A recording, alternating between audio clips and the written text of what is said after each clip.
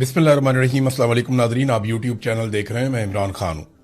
Nadreen, शेर अफजल मरवत ने जो कदम उठाया, आईनी अदालत में वो गए कि वजीर आला तब्दील किया जाए।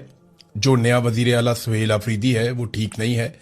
अली अमीन गंडापुर को वापस वजीर आला खैबर पख्तूनख्वा बनाया जाए।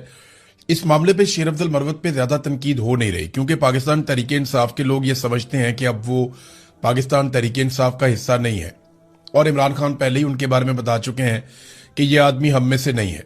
लिहाजा अगर वो धोखा दे या कोई बात करे तो तहरीक इंसाफ के लोग इसको मान लेते हैं, ठीक है, क्योंकि इमरान खान ने भी बता दिया और उनके दिमाग में भी ये बात है कि ये इमरान खान का वफादार नहीं है, ये आदमी धोखा दे सकता है। इमरान खान साहब ने इनको पार्टी से निकाल दिया है, तो इससे कोई फर्क नहीं पड़ा पाकिस्तान तहरीक इंसाफ के लोगों को। लेकिन अली अमीन गंडापुर पे बहुत तनकीद हो रही है, क्योंकि अली अमीन गंडापुर ने उसके बाद जो एक ट्वीट किया, वो ट्वीट बड़ा अजीब सा है। अली अमीन गंडापुर ने कहा कि मैंने अपने लीडर इमरान खान के हुक्म के मुताबिक बिला किसी ताखीर के अपनी वजारत आला के इस्तीफे की हदायत पर अमल दरामद करवाकर अपना फर्ज अदा किया। किसी भी तरह के केस या अदालती कार्रवाई के साथ ना मेरा ताल्लुक है और ना मेरा कोई अमल दखल है। अली अमीन गंडापुर, ये उन्होंने अपने ट्विटर अकाउंट से ये पोस्ट कर दिया। इसको आप दो तरह देख सकते हैं। देखें, अली अमीन गंडापुर साहब के ऊपर तनकीद क्यों हो रही है इस ट्वीट के बाद? वो इसलिए हो रही है कि शेर अफजल मरवत ने जो नुक्ता उठाया अपने केस में वो ये है कि अली अमीन गंडापुर को वजारत आला से इमरान खान ने हटाया, और इमरान खान क्योंकि एक नाअहल शख्स हैं और सजा याफ्ता शख्स हैं, तो उनके दबाव के ऊपर वजीर आला की तब्दीली गैर आईनी और गैर कानूनी है। यह है जी शेर अफजल मरवत का केस। अली अमीन गंडापुर ने अपने इस स्टेटमेंट में इस बात की तौसीक की और इस बात को कंफर्म किया कि वाकई उन्होंने इमरान खान के हुक्म पर ही अपनी वजारत आला छोड़ी थी। हालांकि छोड़ी इमरान खान साहब के हुक्म के ऊपर ही थी, लेकिन इस मौका पर अली अमीन गंडापुर साहब ने उस बात को कंफर्म किया। यानी शेर अफजल मरवत ने कहा कि इमरान खान नाअहल है, इमरान खान जो है वो सजा याफ्ता है, लिहाजा उनके कहने के ऊपर या उनके दबाव के ऊपर वजारत आला में तब्दीली गैर आईनी गैर कानूनी है। यह शेर अफजल का मौकिफ है। तो अली अमीन गंडापुर साहब आते हैं और वो कहते हैं जी बिल्कुल मैंने उन्हीं के कहने पे छोड़ा था। इसको इस एंगल से देखा जा सकता है। दूसरा यह है कि अली अमीन गंडापुर साहब ये बता रहे हैं कि मैंने तो इमरान खान की बात मान ली थी और मेरा इस केस से कोई ताल्लुक नहीं है। एक एंगल ये भी है कि अली अमीन, और ये बात वाकई आपको सबको माननी पड़ेगी कि अली अमीन गंडापुर ने उस वक्त लैतोलाल से काम नहीं लिया था। उनके पास ऑप्शंस भी कम थे, पार्टी उनके खिलाफ हो रही थी, कारकुन उनके खिलाफ हो रहा था, तो वो ज्यादा देर वहां पे टिक नहीं सकते थे। अगर वो जबरदस्ती रुकने की कोशिश भी करते तो तहरीक अदम एतमाद आती, वो उसके अंदर फारिग हो जाते। लेकिन अब अली अमीन गंडापुर साहब इस बात की तस्दीक कर रहे हैं कि जो शेर अफजल मरवत ने कहा, बात तो वही है कि मैंने इस्तीफा इमरान खान साहब के कहने के ऊपर दिया था। तो ये एक तरह से उन्होंने शेर अफजल मरवत की बात की तौसीक कर दी। अब यहां अली अमीन गंडापुर साहब ये भी कह सकते थे कि जी ये दरखास्त वापस ली जाए। देखें ना, आप ये वीडियो देखें, जो ताल्लुक शेर अफजल मरवत और अली अमीन गंडापुर का स्टेज पे नजर आ रहा है, जैसे जफ्फियां डाल रहे हैं, मिलकर हाथ उठा रहे हैं, और जिस तरीके से ये अपनी मकबूलियत शो कर रहे हैं, हालांकि उस वक्त दोनों अवाम में मकबूल नहीं थे। ये वो हालात थे जब शेर अफजल मरवत को इमरान खान साहब ने पार्टी से निकाल दिया हुआ था और अली अमीन गंडापुर साहब उनको पार्टी के अंदर रखना चाहते थे। तो ये आपस में देखें किस तरह शेरो शक्कर थे। ये भी एक टाइम था। अब अली अमीन गंडापुर साहब के कोई बुरे ताल्लुकात तो नहीं है शेर अफजल मरवत से, तो वो उन्हें फोन करके कह सकते हैं कि भाई आपने ये क्या किया। आपका एक करीबी दोस्त है, उससे आपका एक बहुत अच्छा ताल्लुक है, और वो आपके हवाले से एक पिटीशन डाल देता है आईनी अदालत में, और आपको ये पता ही नहीं है। How is it possible?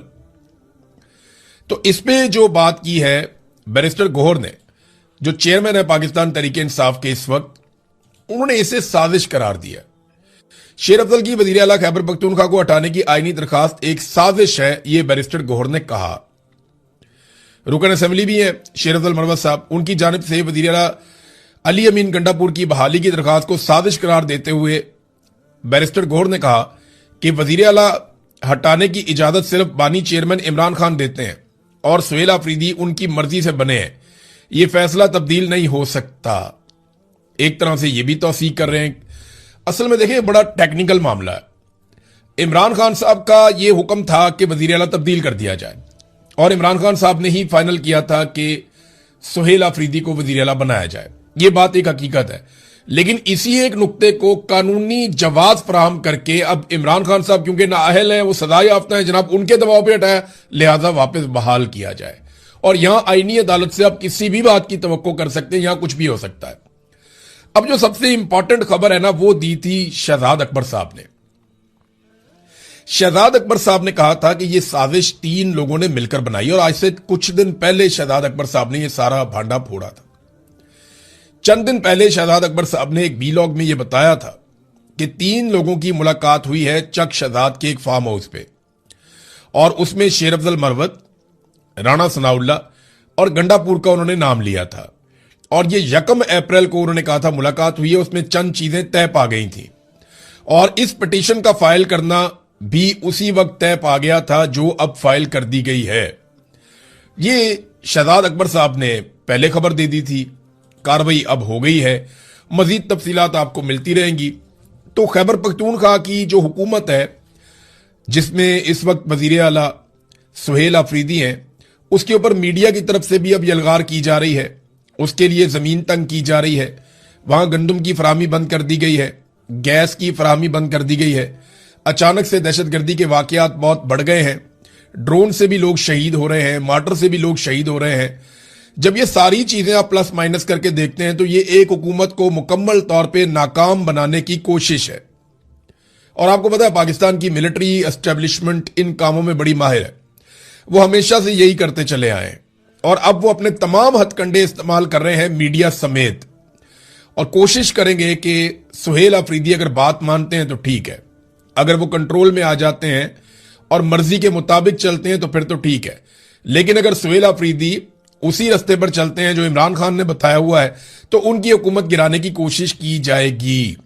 मैं ये कह रहा हूं कोशिश की जाएगी। हो सकता है कि आईनी नुक्ता नजर से आईनी अदालत कह दे जी बहाल कर दो अली अमीन गंडापुर को, तो फिर क्या होगा? मैं बताता हूं क्या होगा। फिर यह होगा कि तहरीक इंसाफ के ऊपर अवाम का दबाव बहुत ज्यादा बढ़ेगा, और खैबर पख्तूनख्वा असेंबली के अंदर अली अमीन गंडापुर के खिलाफ तहरीक अदम एतमाद पेश की जाएगी, और फिर उनको उतारा जाएगा, और फिर उनकी जगह पे किसी और बंदे को लाया जाएगा। ये यहां पे आप इमरान खान के बगैर हुकूमत नहीं बना सकते। आप गवर्नर राज लगा लें, जबरदस्ती कर लें, कोई इमरजेंसी नाफिज कर लें, कोई आप गंद मार लें, उसका फायदा इमरान खान को ही होगा। वहां पाकिस्तान तहरीक इंसाफ को आप ऐसे नाकाम नहीं बना सकते। जब तक इमरान खान जेल के अंदर आपने बंद किया हुआ है, जोर जबरदस्ती से आपने पाकिस्तान तहरीक इंसाफ को कंट्रोल किया हुआ है, तब तक आप कारकर्दगी की बुनियाद के ऊपर भी वहां पे इमरान खान साहब को डीफेम नहीं कर सकते। यह बात पाकिस्तान की मिलिट्री एस्टेब्लिशमेंट समझ नहीं रही, लेकिन वो लगातार कोशिश कर रहे हैं। नाज़रीन, इमरान खान साहब के केसेस के हवाले से एक बड़ी अजीबोगरीब सूरत हाल पैदा हो गई। आपको पता है इमरान खान साहब का केस अलकादर यूनिवर्सिटी वाला वो चल रहा था इस्लामाबाद हाई कोर्ट में। 1.25 साल हो गया पाकिस्तान तहरीक इंसाफ ने एक दरखास्त डाली हुई थी सजा मुअत्तल करने की। इस्लामाबाद हाई कोर्ट वो सजा मुअत्तली की दरखास्त सुन ही नहीं रहा था। पहले एक और चीफ जस्टिस थे, फिर ये वाले चीफ जस्टिस भी थे, तो ये दरखास्त कोई सुन ही नहीं रहा था। 1.25 साल से नहीं सुनी, लेकिन एकदम दरखास्त आती है जनाब कि आप अपील सुन लें सजा के खिलाफ। तो उन्होंने कहा जी हम सजा के खिलाफ जो अपील वाला केस है वो सुन लेते हैं, जो सजा मुअत्तली वाला उसको हम बर्खास्त कर देते हैं, उसको फारिग कर दिया। वो दरखास्त ही मुस्तरद कर दी जहां पे इमरान खान साहब की सजा मुअत्तली होनी थी। अब इस फैसले के खिलाफ इमरान खान साहब के वकला ने कहा जी हम अपील करना चाहते हैं। अब ये उनका हक भी है कि हाई कोर्ट ने एक फैसला दिया है, उस फैसले के खिलाफ हाई कोर्ट में या सुप्रीम कोर्ट में जहां वो चाहें वो अपील दायर कर सकते हैं। लेकिन अपील दायर करने के लिए उन्हें जाना पड़ेगा इमरान खान साहब के पास, और वकालतनामे पे दस्तखत करके इमरान खान साहब से इजाजत लेकर आना पड़ेगा। अब वो बार बार बताते हैं अदालत में कि जनाब अपील दायर करनी है आपके फैसले के खिलाफ, लिहाजा मेहरबानी करें इमरान खान साहब से वकालतनामे पे दस्तखत करवाने दें। तो वहां जज साहब ये कहते हैं कि नहीं वो आपका अपना मसला है, हमारा मसला नहीं है। जहां पाकिस्तान तहरीक इंसाफ इमरान खान साहब के खिलाफ होने वाले एक फैसले के खिलाफ अपील में जाना चाहती है, वहां पे जज साहब कहते हैं कि जनाब वकालतनामे पे दस्तखत कराना आपका अपना मसला है। और अब जज साहब ने एक और फैसला जारी कर दिया है जहां वो अब सजा सुनाना चाहते हैं इमरान खान साहब को। तो ये जनाब अब अलकादर वाला केस है, हैरान कुन सूरत हाल है। इसको बहुत सारे जर्नलिस्ट हैं, उन्होंने रिपोर्ट किया, लेकिन एहतशाम कियानी साहब ने बहुत शानदार रिपोर्ट किया। इमरान खान और बुशरा बीबी के वकील सलमान अकरुल राजा ने इस्लामाबाद हाई कोर्ट के चीफ जस्टिस सरफराज डोगर की सरबराही में डिवीजन बेंच को बार बार बताया कि इमरान खान और बुशरा बीबी की सजा मुअत्तली की दरखास्तें मुस्तरद करके अपीलें सुनने के फैसले के मुतासरा हैं और अपील दायर करना चाहते हैं कि जनाब आपने ये क्या किया, क्या फैसला दिया आपने, जो कैदी का बुनियादी हक है। लेकिन सुपरिटेंडेंट अडयाला जेल अपील के लिए वकालतनामे पर दस्तखत करवाकर नहीं दे रहा। लेकिन चीफ जस्टिस सरफराज डोगर ने उस पर कोई दिलचस्पी नहीं की और जब ऑर्डर लिखवाया तो सुपरिटेंडेंट अडयाला जेल को यह कहा कि ये जो मेरा वाला केस है ना, जिसमें मैं सजा दोबारा देना चाहता हूं, इसमें आप वकालतनामे पे दस्तखत करवा दें। अंदाजा करें, एक ही जज है, एक ही अदालत है, उसी अदालत में केसेस लगे हुए हैं। वकील कहता है जनाब ये वाला जो केस है इसमें मैं इमरान खान के वकालतनामे पे दस्तखत करवाना चाहता हूं। जज कहता है नहीं, मेरा मसला नहीं है ये। वो वकील कहता है जनाब आप इजाजत दें, मैं वकालतनामे पे दस्तखत करवा के ले आऊं, मैं अपील करना चाहता हूं। जज कहता है नहीं, मेरा मसला नहीं है। लेकिन दूसरे ऑर्डर में वही जज कहता है कि जनाब वकालतनामे पे दस्तखत करवाएं क्योंकि इस केस में मैंने सजा देनी है। अंदाजा कीजिए आप, ये हालात है इस वक्त इमरान खान के खिलाफ अदलिया के। डोगर कोर्ट जो है वो सारा कुछ ऐसा कर रही है जो अदालत को जेब ही नहीं देता, ना किसी जज को, ना किसी अदालत को। ये जज ये सोचते नहीं कि इन्होंने मरना है, इन्होंने जाके अल्लाह रब्बुल इज्जत को जवाब देना है। अल्लाह के सामने खड़े होंगे तो ये कैसे बताएंगे कि जज साहब मैंने जिस केस में सजा देनी थी उसमें मैंने सुपरिटेंडेंट ऑफ जेल को कहा कि दस्तखत करवा दे इमरान खान के, और जिसमें मैं केस नहीं सुनना चाहता था, जिसमें इमरान खान का कानूनी फायदा था, वहां मैंने ऑर्डर नहीं दिया। कैसे जाकर अल्लाह रब्बुल इज्जत को फेस करेंगे? इन्होंने मरना नहीं है इन लोगों ने। यानी जस्टिस मुनीर, क्या आपको लगता है कि उसके साथ क्या होगा? यानी गलत सजाएं दी गई ना इंसाफी की गई, तो ना इंसाफी करने वाले जज की पकड़ अल्लाह रब्बुल इज्जत माफ करे, बड़ी खौफनाक सजाएं इनके लिए तो। और इन्हें डर भी नहीं लगता। दुनिया के छोटे छोटे फायदे हैं, एक गाड़ी ले ली, घर ले लिया, थोड़ा पैसा ले लिया, और बच्चे को अच्छी जगह पढ़ा लिए, पाकिस्तान से बाहर छोटी मोटी जायदाद बना ली। इस किस्म के फायदे होते हैं ना नॉर्मली, जो इस किस्म के लोगों को मिल जाते हैं। तो क्या है ये सारा यही रह जाएगा, खत्म हो जाएगा। एक छोटा सा झटका लगता है, हिचकी आती है, इंसान चला जाता है दुनिया से। फिर आप अल्लाह रब्बुल इज्जत को जवाब कैसे देंगे जब वो आपसे पूछेगा कि आपको तो मैंने मुनसफ की कुर्सी पे बिठाया था? तो वहां ये अल्लाह को ये कहेंगे कि मुझे तो आसिम मुनीर ने बिठाया था, अल्लाह मैं तो 15वें नंबर पे था, वो मुझे उठा के पहले नंबर पे लेकर आया। वहां ये बात सुनी जाएगी? नहीं सुनी जाएगी। एक दफा सोच ले, अगर आप ये जुमले मेरे सुने तो, और एक दफा कुरान पाक निकाल के पढ़े और देखें कि आपके ऊपर कितना बोझ है। अहादीस के अंदर पढ़ें और देखें कि आपके ऊपर कितना बोझ है। आप नाइंसाफी कर रहे हैं। माजी में भी ऐसे जजेस गुजरे हैं, तारीख भी उनको बहुत बुरे लफ्जों में याद रखती है। आप कोई अच्छे लफ्जों में याद नहीं रखे जाएंगे। आपकी अपनी औलाद आपको बुरे अल्फाज से पुकारा करेगी। ये मेरी बात आप लिख के रख लें, और ये होगा आपके साथ। साकिब बशीर साहब ने इसके ऊपर ट्वीट किया, उन्होंने कहा वैसे हद ही हो गई है। गोया इस्लामाबाद हाई कोर्ट लिख रही है कि 190 मिलियन पाउंड केस में वकील की तब्दीली की सूरत में सिर्फ वकालतनामे में दस्तखत करवा के जेल हुक्म दें। उन्होंने कहा जी साहब को थोड़ा सा दिल बड़ा करके लिखना चाहिए था। यह कैदी का हक है, फेयर ट्रायल के लिए जरूरी है, और जेल सुपरिटेंडेंट इसका पाबंद है कि वकालतनामे जो भी हैं वो दस्तखत करवाए जाएं। लेकिन जज ने यह नहीं लिखा। जज ने कहा जी मेरा वाला जो फायदा है ना, जो मैंने करना है उसके ऊपर आप दस्तखत करवा के दें, और जो मेरे फैसले के खिलाफ अपील आ रही है उस पर आप जाने, आपका काम जाने, मैं उसके लिए कोई ऑर्डर जारी नहीं करता, और कहते हैं जाके आईनी अदालत से मिल लो। नाज़रीन, अब गंदम का बहरान बहुत तेजी से बढ़ता चला जा रहा है, और कर्जों के बढ़ने की रफ्तार में बहुत तेजी से पाकिस्तान में इजाफा हो रहा है। यह अभी हमें समझ नहीं आ रही, क्योंकि मौजूदा रजीम जिसे आसिम मुनीर साहब कंट्रोल कर रहे हैं, यह समझ आने ही नहीं दे रहा। ये आने वाले वक्त में आने वाली नस्लों तक को पता चल जाएगा कि पाकिस्तान के ऊपर कितना बोझ पड़ गया है। ये जितना कर्जा आसिम मुनीर साहब और इनके साथियों ने ले लिया है, पाकिस्तान की पूरी तारीख में इतना कर्जा नहीं लिया गया, और ये इसी रफ्तार से कर्जा लेते चले जा रहे हैं। इन्होंने जीरो बॉन्ड जारी किए, इन्होंने लगभग 80 अरब रुपया लिया, और पाकिस्तानियों को 550 अरब देना पड़ेगा 15 साल के बाद। नाजरीन, इन्होंने वो कर दिया पाकिस्तान की मईशत के साथ कि कोई बहुत बड़ा मईशत दान भी आ जाए ना, वो पाकिस्तान के अंदर पाकिस्तानी अवाम कुर्बानी भी दे तो 10-15 साल से पहले पाकिस्तान इस शकंजे में से नहीं निकल सकता जो इन्होंने पाकिस्तान के साथ कर दिया। और जितने दिन ये पाकिस्तान के अंदर इक्तदार में रहेंगे, हर गुजरते दिन के साथ जिस तरह ये कर्जा ले रहे हैं, जिस तरह ये मईशत को डबो रहे हैं, जिस तरह ये हर चीज को बर्बाद कर रहे हैं, मुल्क खसारे में जा रहा है, हर गुजरते दिन की कीमत पाकिस्तानियों को महीनों तक चुकानी पड़ेगी। ये बात आप मेरी लिख कर रख लें। इकोनॉमी पर बात होने ही नहीं दे रही है। मीडिया के अंदर इन्होंने ड्रामा लगाया होता है कि पीटीआई के इख्तलाफात के ऊपर कर लो प्रोग्राम, फलाने के स्टेटमेंट के ऊपर कर लो प्रोग्राम, जनाब मरवत ने ये कर दिया इसके ऊपर प्रोग्राम कर लो, उस पर कर लो। भाई असल काम ये है, पाकिस्तान की इकोनॉमी बर्बाद हो गई, आम आदमी रुल गया पाकिस्तान का। गुर्बत और महंगाई की शरह रिकॉर्ड इजाफे के साथ बढ़ गई है। पाकिस्तान में बेरोजगारी की शरह बहुत ज्यादा बढ़ गई है। नौजवान बेरोजगार फिर रहे हैं, उनके पास काम करने के लिए नहीं है और हर उम्मीद नौजवानों से छीन ली गई है। सरमाया पाकिस्तान से बाहर निकल रहा है, बाहर से कोई आदमी पैसा पाकिस्तान में लाने के लिए तैयार नहीं है। और आज पाकिस्तान का मीडिया अवाम के सामने माइक लेकर भी नहीं जा रहा कि अवाम से पूछा जाए कि जनाब क्या सूरत हाल है, आपके ऊपर क्या गुजर रही है। कुछ भी नहीं हो रहा ऐसा। ये इंतहाई अफसोसनाक सूरत हाल है।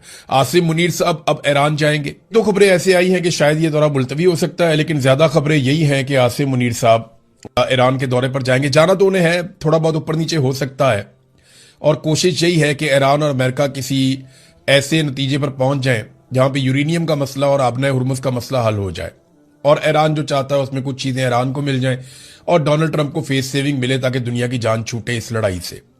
उधर पुतिन ने कुछ चीजें बताई हैं प्रेसिडेंट शी को, क्योंकि आपको पता है कि पुतिन इस वक्त दौरे पर हैं चाइना के, और वहां उनकी मुलाकात हुई है प्रेसिडेंट शी के साथ। तो उन्होंने बताया कि कुछ चीजें तय पा गई थी और कुछ मामला हल होने के करीब पहुंच गए थे, और ईरान की जो यूरेनियम का मामला है उस पर अमेरिका बहुत परेशान है और उसका हल एक निकाल लिया गया था। रूसी सदर ने चीनी सदर को यह बताया, और ये जो स्टेटमेंट है ये रूसी सरकारी दफ्तर क्रेमलिन से ये स्टेटमेंट जारी किया गया है कि सदर पुतिन ने शी जिनपिंग को एक बार फिर तजवीज दी कि रूस ईरान की यूरेनियम को अपनी सरजमीन पर मुंतकिल करके महफूज रखने के लिए तैयार है। उन्होंने बताया कि रूस ऐसा सिर्फ इसलिए करना चाहता है ताकि ईरान, अमेरिका और इसराइल के दरमियान जो कशीदगी है वो कम की जा सके और खित्ते में अमन आ जाए। सदर पुतिन ने कहा था कि इब्तदाई तौर पर तमाम फरीक इस फार्मूले पर मुत्तफिक हो गए थे, यानी अमेरिका, इसराइल और ईरान सब मान गए थे कि ठीक है यूरेनियम अगर चली जाती है रूस में तो इससे सब मुत्तफिक हो जाएंगे। लेकिन बाद में अमेरिका ने मौक़िफ़ सख्त करते हुए मुतालबा किया कि यूरेनियम रूस जाने की बजाय अमेरिका की निगरानी में उसे मुंतकिल किया जाए और अमेरिका के पास मुंतकिल हो जाएगी। उसके बाद ईरान ने भी अपना मौक़िफ़ बदल लिया। अब रशिया ये कहता है कि हम दोबारा से ईरान को कायल करने की कोशिश कर सकते हैं अगर अमेरिका इस बात के ऊपर आमादा हो जाता है तो। इसराइल की खैर है, अमेरिका आमादा हो गया तो बात खत्म। इसराइल तो 1.5-2 घंटे की खुराक है ईरान की, अगर वो नहीं मानेगा तो ईरान खुद ही उसको मना लेगा। लेकिन असल मामला यह है कि अमेरिका इस बात को मान ले। तो रूसी सदर ने कहा जी पहले इस चीज के ऊपर ये लोग मुत्तफिक हो गए थे, लेकिन उसके बाद दोबारा से बिगड़ गए। अब एक और खबर आ रही है इसी यूरेनियम के हवाले से, और वो सुप्रीम लीडर के हवाले से है। मुश्तबा खामनाई जो ईरान के मौजूदा सुप्रीम लीडर हैं, उन्होंने मुल्क के आला हुकाम को हदायत दी है कि ईरान का अफसूदा शुदा यूरेनियम किसी भी सूरत मुल्क से बाहर मुंतकिल नहीं किया जाएगा। यानी जो भी करना उसके साथ ईरान के अंदर करो, निगरानी में हो जाए, कुछ भी हो जाए, लेकिन ईरान से बाहर मुंतकिल नहीं किया जाएगा। यह खबर बैनुल अक़वामी खबर रसा इदारे दे रहे हैं और ईरान की जानिब से जो न्यूज एजेंसीज हैं वो इसका दावा करती हैं। जबकि अमरीकी मीडिया एक और बात भी कर रहा है, वो ये कह रहे हैं जी ये खबर दुरुस्त नहीं है, हमारी ईरान के साथ बातचीत चल रही है और चीजें फाइनलाइज हो रही हैं। पाकिस्तानी आर्मी चीफ जा रहे हैं ईरान में और इसी पर बात होने जा रही है कि यूरेनियम को निकाला जाए ईरान के अंदर से बाहर। अब देखें आसिम मुनीर साहब इस पे ईरान को कायल कर सकते हैं या कायल नहीं कर सकते, और किन चीजों पे ईरान मान जाता है, किन चीजों पे नहीं मानता, क्योंकि यहां से जंग खत्म होनी चाहिए। सारी दुनिया के लिए यही बेहतर है। डोनाल्ड ट्रंप ने एक और रात होती है वो अजीबोगरीब धमकी वाले ट्वीट करना शुरू हो जाते हैं। डोनाल्ड ट्रंप ने कहा a whole civilisation will die tonight, कि आज रात सारी सिविलाइजेशन जो है वो एक मार दी जाएगी। यानी वो मर जाएगी, पूरी सिविलाइजेशन ही मर जाएगी, पूरी तहजीब मिटा देंगे। ऐसी खौफनाक धमकी डोनाल्ड ट्रंप ने दी है, और never to be brought back again, और वो कभी वापस जिंदा नहीं हो सकेंगे। मैं ये नहीं करना चाहता, लेकिन मैं ये कर गुजरूंगा। और फिर उन्होंने ये कहा कि हालांकि ईरान में इस वक्त टोटल रिजीम चेंज हो चुका है, हालांकि कोई रिजीम चेंज नहीं हुआ, वही सारा ईरान है उसी तरह है। बल्कि ये जितनी अमेरिका को और इसराइल को फैंटी लगी है ये तो मौजूदा रिजीम ने लगाई है। आयतुल्ला अली खामनाई तो पहले ही शहीद हो गए थे। बहरहाल वो अपनी तसल्ली के लिए कहते हैं कि जनाब रिजीम चेंज हो गया है और बेहतर लोग यहां पे मौजूद हैं, और मैं उम्मीद करता हूं कि वो लोग चीजों को बेहतर अंदाज में करेंगे और जो 47 साल एक बदमाशी है उसका खात्मा हो जाएगा। डोनाल्ड ट्रंप की इस किस्म की एक ट्वीट भी है अभी इस वक्त। नाजरीन, एक और बड़ी जबरदस्त खबर मेरे हाथ लगी है। खबर बड़ी मजेदार है, मैं चाहता हूं उसको अगले वीलॉग में तसल्ली के साथ आपको बताऊं कि चीन के J-10CE लड़ाका तैयारे, जिन्हें पाकिस्तान भी इस्तेमाल करता है, इमरान खान साहब ने इनका मुआहदा किया था चीन के साथ, और ये इसलिए हमने लिए थे कि हमें आइडिया हो गया था कि इंडिया जदीद राफेल तैयारे लेने वाला है, तो हमें उनके मुकाबले के लिए कुछ बेहतर तैयारे चाहिए थे। तो फिर हमने चीन के साथ मुआहदा किया था J-10CE लड़ाका तैयारों का, और मैंने जब पहली मरतबा 10 तैयारे आए थे तो बड़ा जबरदस्त एक वीलॉग बना के बताया भी था कि ये 4.5 जनरेशन के तैयारे किस नौइयत के हैं। तो ये बड़ी जबरदस्त इन तैयारों का एक मुकाबला हुआ है यूरोप के तैयारों के साथ। मुकाबला बड़ा शानदार हुआ, अगले वीलॉग में आपको बताऊंगा। अब तक के लिए इतने, अपना ख्याल रखिएगा, अपने इस चैनल का भी।